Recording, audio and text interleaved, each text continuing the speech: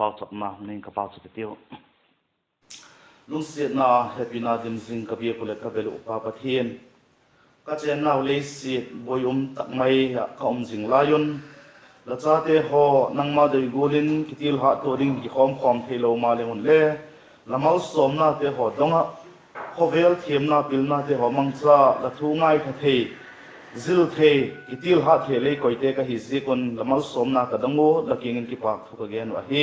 zite khel ma chun lamal som na kumtung mal som na kumtung hina le pi te ka hi zi kon avelin la kingin ki pak thu ka gen wa hi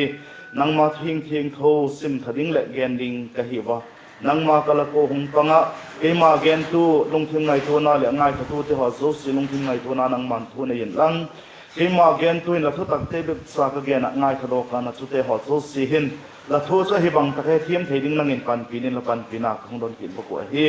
ti chu e ma mi mal mala ka koi mo dang Dungzui che tu nang ma han da thu in e holim pi in tin la pan pina de yum tak mai kalal pa doi tak mai jesu minin la kin khong don wa hi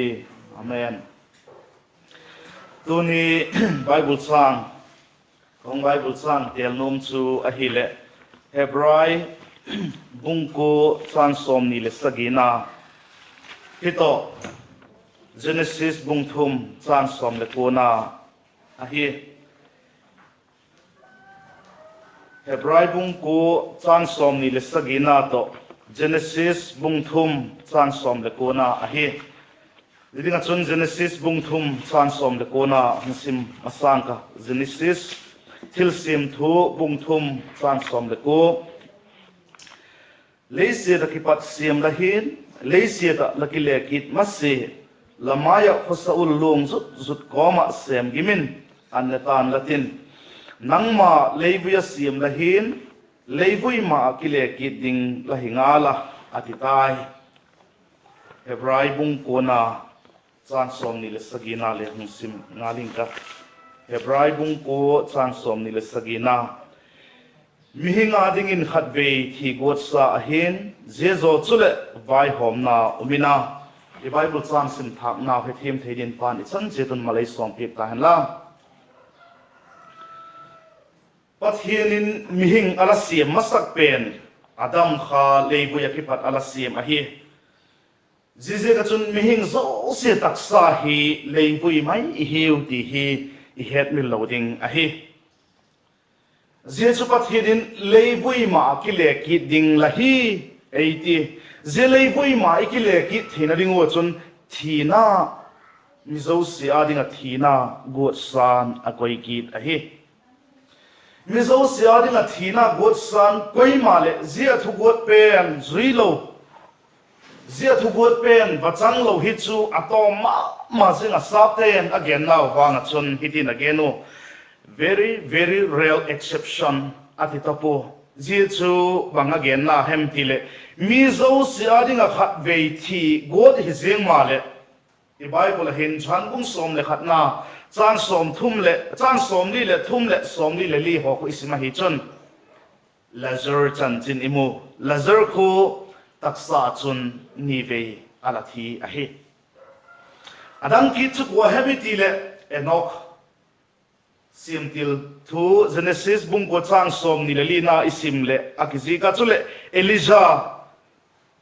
lalte lengte panina bung ni chang som le khatna isma hi le amau te ni chu ahingin van akalo thina alatep lobu ahi chule rapture ni tianga piang khak ahing adama alom na lai te ho so sin thina chu tep loading akiman ta te wangam kai dinga chi the dinga kiman ta te ho so si thina tep loading a hiuti Thessalonica te thot khatna bungli changsom le sagina chun e lagen a hi tuni ithupi dingo ka hongdai chu lakiman tam ti a hi lakiman tam tunin rapture anaya ihet saw ahi zega chun nang lakiman tam khat vi thi te ding apa thinin agot thina chu tok dingin lakiman tam ahi lo le bangla boi pin alayam ti chu tu lai dot na poi mo ma singa hi sikin tu ni thu pi dingun laki man tam ti chu a he a khoya bang chui tale nang leivui asiam leivui ma chi ki dingin nang athi dingin laki man ta em so bite tu lai khovel hak sadan boyum na te ho hi et a hi le kining tela thi ut mai thi nom zian theina khovel a hi ta hi sok chana ding dek lo tia kining tela thi ut ziang na khovel chu hi ta hi a hi abang cheng chui ziang ta le nang thidinga laki man ta em la kum tu mun ding la gel tak le la lung a oi na em so bite toni he dingo pha chu khovel le chunga ihung theina dingo chon inu te gil pi sungin thagiet thaku hovel kisak lok na sapten preparation alativa kun ilamango ale zile chunga ladam sung chomcha ai lo kumbang za them ladam chu bangdinga la hi em itie hi le la kum tung mun ding a hi lo le ikum tung mun ding o siam fel na ding a chun kisak lok na hi sel a hi preparation hi ki thawa hi ti het mi loading a hi je hi lim sak lova hok sak lova lo ma hi chun hok saka la nei lo a hi chun kum tung mei di la ding chu la hi mai a hi aziek chu pathianin amisiam masak pen adam chu ama melpun asiam aziek chu ama to khom ding ama to chen khom ding adoi alasiam alahi ahin la ze amisiam masak pen chun pathian doi dan ahong bot sepa bible gilona chu dan bo sit na ahi ati zhan le kha na bung thum chang li nan ei ge na pathian dan abo se ta je ka chun pathian to khom thei lovin azi chu pathian chu la thian tho gilona to khom thei lo pathian a hingala sam number panga chang li na kun ei ge na je je ka chun adam sun mi hing te ho so se chu gilona adim pathian lo pina chang zo ta lo te hiu ti e bible rom bung thum na chang som ni la thum na chun ei again a hi zegi lo na hi to thi khom mai te hi akisa zo man lo akiman lo te chu a hiu ti i het mi loading a hi nang laki man te em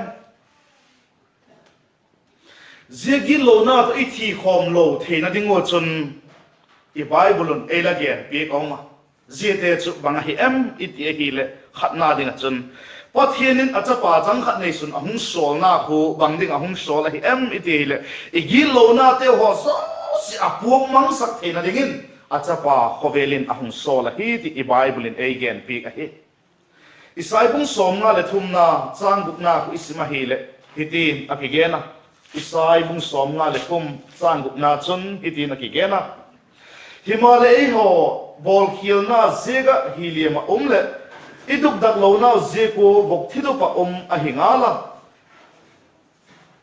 agot na thok zega ho sukdama ama ki bok na thiduk zega sukdama hingalun jitu chang nga na ahi changbuk na achun ilemun belam golin ilaba mangzota ba mau nok na lam chidin ilaba mangzota hi Himalay dalpan ilengo dugdak lo na zo si chu ama chungin angatai ilengo dugdak lo na zo si chu lalpan ama chungin angatai ati lalpan amalien ati ziku Jehovah pathin again na hi ama ati hu Jesus Christa again na hi atapa Jesus Christa khovel ahung sol chu nangi lo na le gi lo na zo si alenga adama ki pat minunung pen gi lo na chu pathinin atapa chungin angak theina dingin khovelin ahung sol ahi nangle ya dingin ahi chule jan bung khatna chang som ni la ko khoi sima hi la entemon pathin belam no khovel gitlo pomang pa so ati je khovel gitlo apu mang pathin khovel happy mama nang la he je khovel gitlo apu mang chu nang gitlo na le ke gitlo na apu mang na hi je dinga chun achapa Jesus Christa khovelin ahung sol ahi apa ni na dinga chun Jesu chu gi lo na lamang ding le setan diabol na septe subei dingin ahung a he ti het me lo ding a he Jesu ki chin na dingin zhan le khatot pakhat na akon hiti na kisika bung thum na zhan le khatot pakhat na bung thum na changa na chun hiti na kisika ama chu gi lo na lamang dingin ahung kilanga chule ama chun gi lo na aum poi ti la hiu he chang gi na chun gi lo bol ta khot chu diabol a pot hi diabol chu na ti la ke patin gi lo a bol ta ngala pathian cha pa hung kilat na je pen chu diabol na septe sukmang tha a hi thina ding a hi ati chat jeng a hi setan na septe subei ding diabol na septe subei ding gi lo na lamang ding a hung a hi le subite zia diabol na sep setan na sep chu banga hi em itia hi le zia diabol na sep setan na sep chu mi hing te to pathian hen ding khom sak lo ding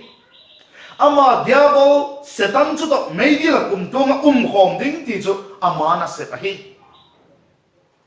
gi lo na bol sak ding ze gi lo na ze ga chu pathian to khom sak ta lo ding ama to me gen meidi la den ta ding ti chu ama na sep athil tu chu zi chu a hi Jesu ahung subeya zilamang ding achun ahunga Jesu subei dingin ahunga nanga le kya le ahung lamang ahung subei tai ti chu itak san ding I het ding ahi jebe chui lovin Jesun kum tunga dingin tat na nang le kya dingin ei sim pik na lai ahi Hebrai bung po chang som ni na ko isma hile kum tuang tat na chu e ho dingin a chai ke zin ta ahi ati kum tuanga dinga tatna Jesu Christan e hung sim pi ka he khat vei thu in Hebrai bung somna chang somna ho khle sim leo chin again a he je ka chun Jesu Christa hovel a hung na zik chu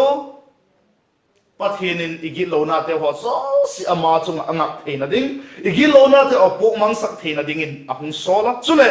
a hung na zik chu setan na septe gilo na lak mang ding te diabol na septe suk mang thai ding a hi nang le kei pathian to khena ding pen cho hung sumang thaya pathian to khom ki the ding in e hung tan doka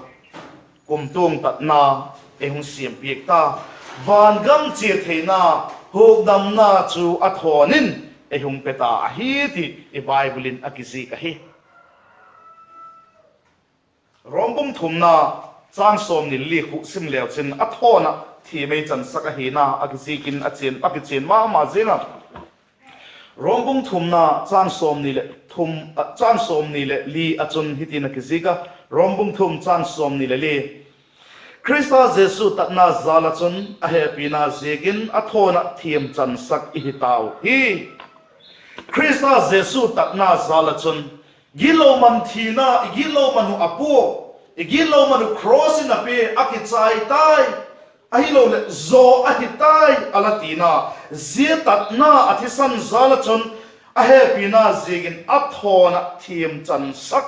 ihitaw ahi alati ahi subite nang le ke athona thiam chan sak ihiu ze ei tatna ei happy na lagin chaka latak sana hi chun Jesu van gam chi thei na kisak zo na athidina kiman na chu ahi ti I het min lo ding wa hi efesa te bung ni na chang ko ho ismail akichin ma zinga efesa te bung ni na chang le chang ko sim ki ting ka lung sil na ze ka ginna achun ho khin la hingalun Jesu nang ma wa ki pat pot hilovin pathian thil thon pe ka hi zoi Til hi ze ka hi poi chuti lo chun mi ki suam kha naw lung siat na ze ka gin na achun pathian ei lung siat na chapa hung sol pek na igilo na te ho zo se lak mang na Jesu Christa ei lung siat na gilo man thina cross a pek na igi setan na septe ho hung suk be na igilo na asuk be na apom mang na lagin cha ka hi chun a happy na ze ka hung pek chu lagin cha ka hi chun huk da ma la hi ti I bible in again pe ka hi thili ze ka van gam che thei ding thili ze ka ping thak ding ti bible in kha poi thil hi zega hi poi chu ti lo chun mi ki sung kha naw alatin lai he zega chun chom chai vak gen te ho chu la heta la tak sanga hi chun a thidinga ki sa zo ki man chu hiding la he aziak chu la git lo na to thi khom ta lo ding la hi zikin a hi la git lo na to la thi khom hi chun kum tong ge han mai ni la chi ding la hi a hin la jesu christan la git lo na apok mang pathiani la git lo na ala ka jesu christa chunga anga cross a jesu athi pi la git lo na kha abukimin angai dam a hi ti latak sanga hi chun lagi lo na to thi khom talo zegi lo na kha cross jesun thi pi ta a hi zekin nang chu a thidinga ki man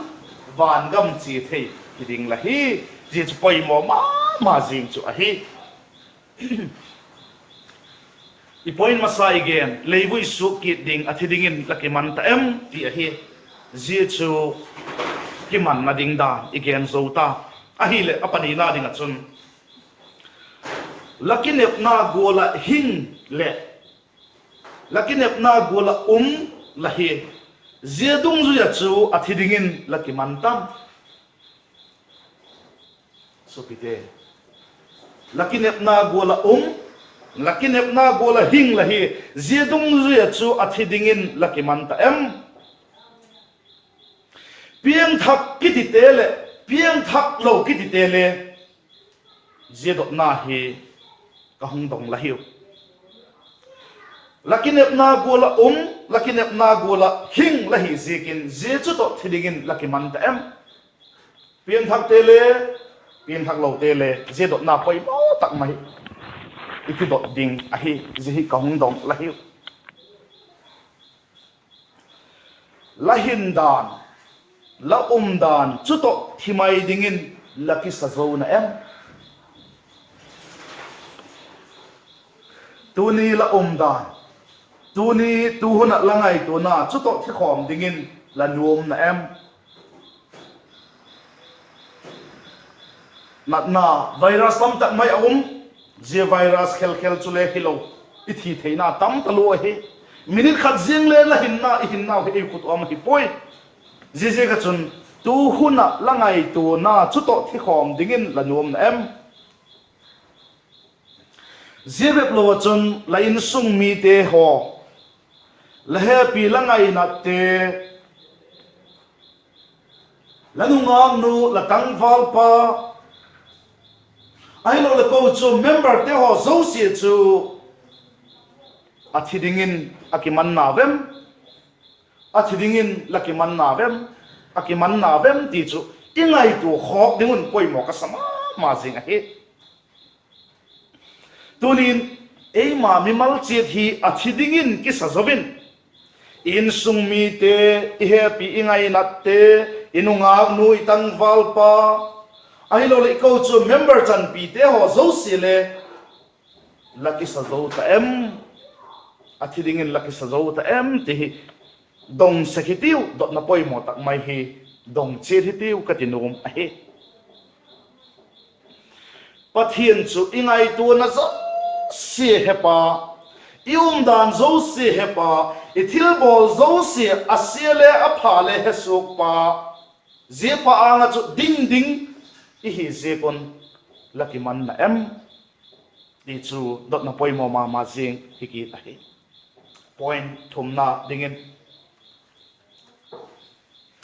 lalpa jesu vai hom na ma anga dingin laki man tam I bible chang sim naw kan hebrai bung ko chang som ni le sagina khan mizo sia dingin khat phei thi got sa hin je zo chu le vai hom na umina ati kha thina chu aki chaina a hi po vai hom nan e nga ka hi je vai hom na hi so bi te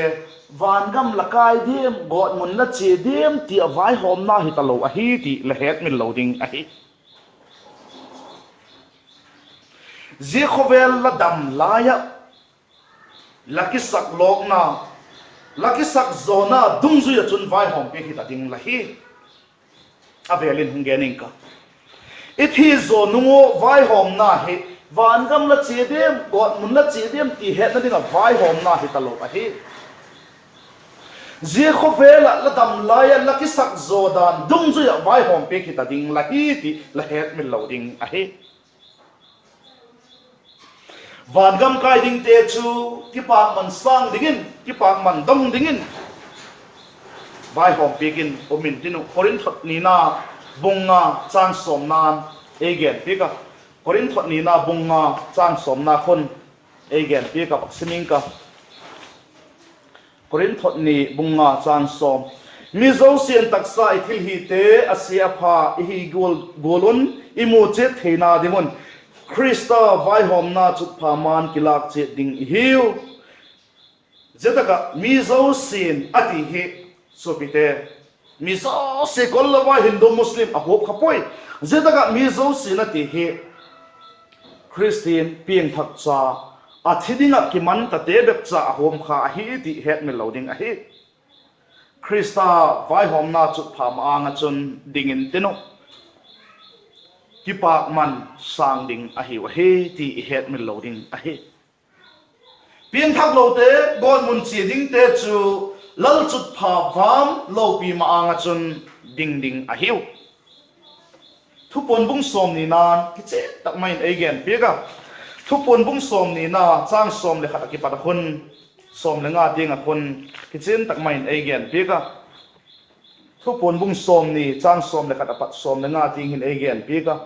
lal chut pha vam lo pi chunga ki chu chu kamun ama anga ki pat chun leilewan atai mang tawa ama wa dingin munam ta poi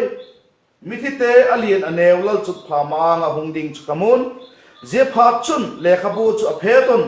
chule le khabu dang hinna le khabu ki ti chu aphet ki don mitite zo si chu athil hi dan le khabu ki zik dungzuin thuatan pek ta wa tui so ge chun asunga mithite chu atha do ka thina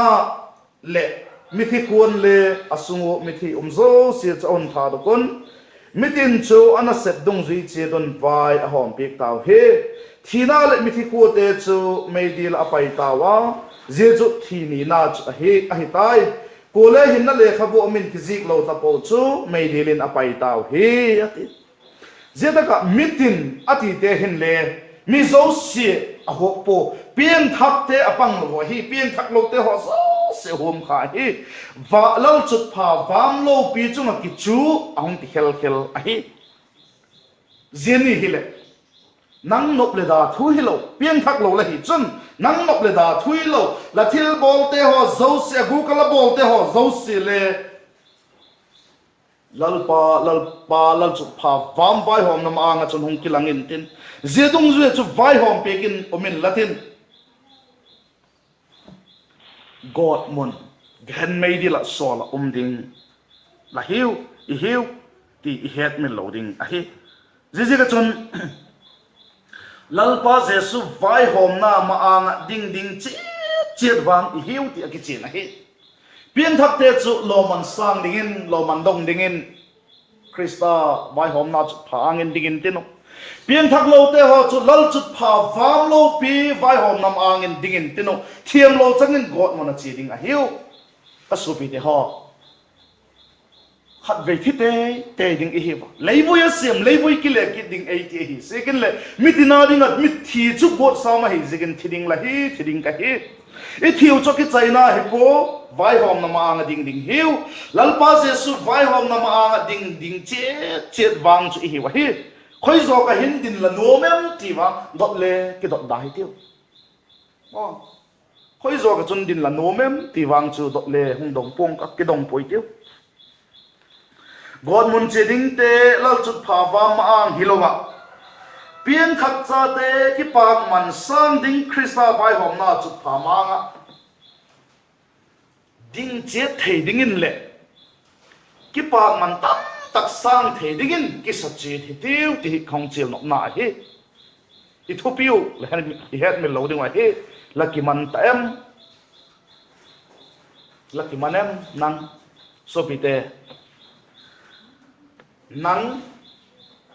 nang ki man hunga ngak zin ding hi lo hi nang kiman khong ngak zin ding a hi poi ti le het min lo ding a hi la dam lai tu hun hi ahong pan pi thei hun ahun ngai tha hun chu hi ti le het min lo ding a hi la thi nung tak le la dam lai la lam pi ki siam a la chi tak le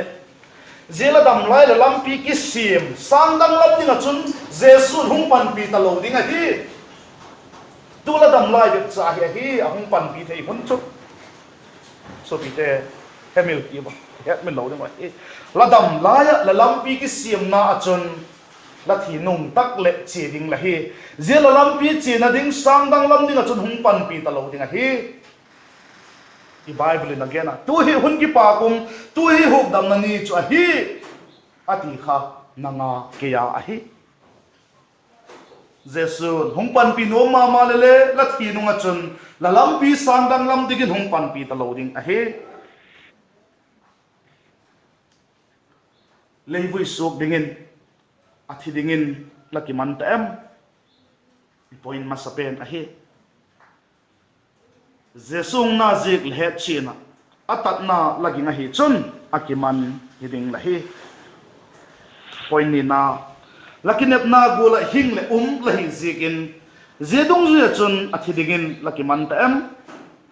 lain sung mi te la happy la ngai na te la nunga no la tangwal pa ai lo le ko chu member te ho zo si chu akiman na wem lalpa jesu vai hom nama a ding ding che wang hiu zia ding ding a chun laki man ta em van gama ki pa man sang ding mo a hi lo le thiam lo cha go mun a chi dingin tu hi ki ngai tu hun a he